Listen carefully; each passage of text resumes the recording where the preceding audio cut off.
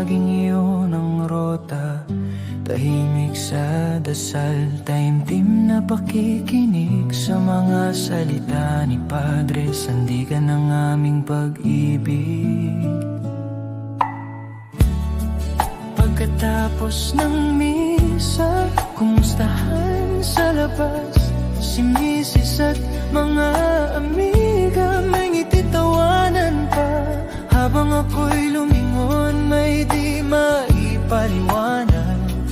Parang may kulang na di ko agad na malaya. Nasaan na kaya ang sigla ng pananampalataya? Bakit tila unti-unting napapalitan ng teknolohiya? Di ko sinisisi ang bagong mundong maginawa, ngunit sa puso ng pamilya, sana'y may puwang pa rin si Bathala.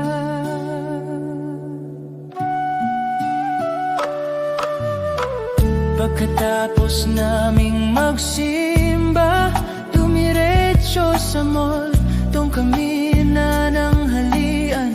Sa gitna ng ingay at tawa, mga mesa puno ng kabataan, nakatawa sa screen, di sa isa't isa. Napaisip ako, ito na nga ba ang dahilan?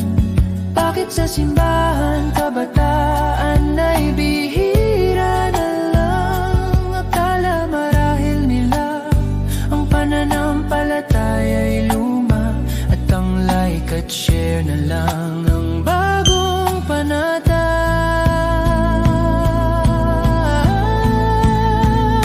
Ito na nga ba ang bunga ng pagsulong ng panahon?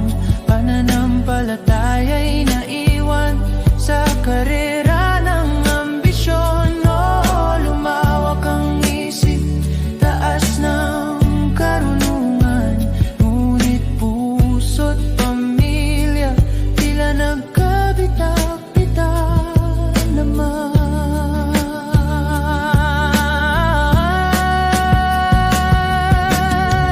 Di ako laban sa teknolohiya, ito'y biyaya rin ng may kapal.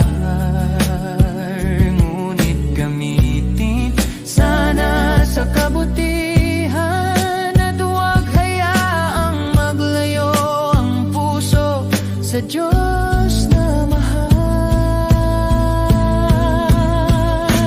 Kung pag-ibig, kaalaman at pananampalataya'y magkaisa, yan ang sangkap ng matatag na pamilya. Talino't puso magkasabay sa pag-unlad, yan ang tunay na progreso ng ating bayanhena.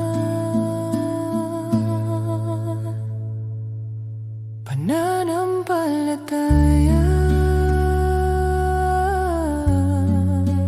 huwag nating iwanan.